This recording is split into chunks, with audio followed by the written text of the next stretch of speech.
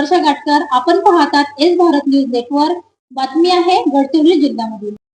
गडचिरोलीमध्ये मोठी कारवाई, 11 वरिष्ठ माओवाद्याचे आत्मसमर्पण.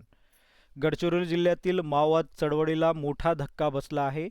DVCM एरिया कमिटी सचिव, कमांडर आणि SCM दर्जाच्या माओवाद्यासह एकूण 11 जणांनी आत्मसमर्पण केले आहे. या सर्वांवर मिळून तब्बल 68 लाख रुपयाचे बक्षीस जाहीर करण्यात आले होते. 11 माओवादी आत्मसमर्पण करताना आपण पाहत आहात. 68 लाखाचे एकूण यांच्यावर बक्षीस होते. 2025 पासून 123 माओवादींनी आत्मसमर्पण केले आहे.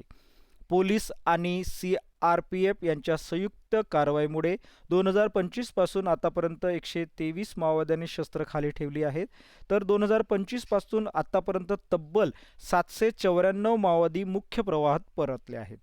उर्वरित माओवादींनी हिंसा सोडून शांततेचा मार्ग स्वीकारावा असे आवाहन गडचिरोली जिल्ह्याचे पोलीस अधीक्षक श्री निलोत्पल यांनी केले आहे.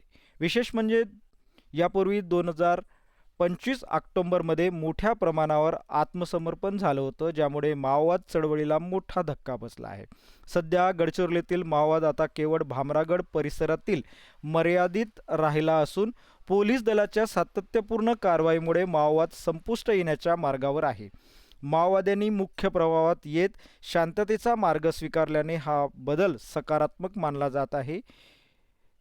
गडचिरोलीतील ही मोठी बातमी असून अशाच बातमी पाहण्यासाठी आमच्या एस भारत न्यूज नेटवर्क या चॅनलला सबस्क्राईब करा, लाईक करा आणि शेअर करा. आज 11 जहाल माओवाद्यांनी गडचिरोली पोलिसांनी CRPFच्या समोर आत्मसमर्पण केलं आहे. त्यामध्ये एक DVCM रँकची, एक एरिया कमिटी सचिव रँक, एक PPCM, एक कमांडर, एक ACM असे 6 वरिष्ठ कॅडर्स आहे. एकूण इतर असे 5 आणि एकूण इतर 6 असे 11 माओवाद्यांनी गडचिरोली पोलीस दलासमोर आत्मसमर्पण केलं आहे.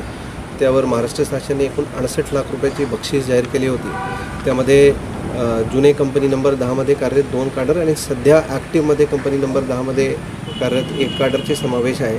त्यामध्ये एक सर्वात जुने यमुनाका म्हणून एक कॅडरचे समावेश आहे, जे ACM होती भामरागड एरिया दलमचे आणि 2024चे अंतपर्यंत ते भामरागड एरिया कमिटीमध्ये त्यांनी काम केलं आहे.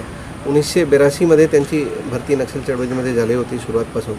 आणि आता हे 11 माओवाद्यांचे आत्मसमर्पणानंतर गडचिरोलीचे रेकॉर्डवर आज आमचे पूर्ण गडचिरोली जिल्ह्यामध्ये नक्षल मूवमेंट एक पण दिसून येत नाही, परंतु गडचिरोली जिल्ह्याच्या रेकॉर्डवर 6 माओवादी आता पण शिल्लक आहे. त्यापैकी फक्त एकच गिरानगोडा गावाचे राहणारे पुरुष माओवादी गडचिरोली जिल्ह्याचे रहिवासी आहे. इतर 5 जे आहे कंपनी नंबर 10चे ते छत्तीसगडचे रहिवासी आहे आणि त्यांचे पूर्ण मूवमेंट अबुजमाड एरियामध्ये गडचिरोली नारायणपूर बॉर्डरवर सीमित आहे.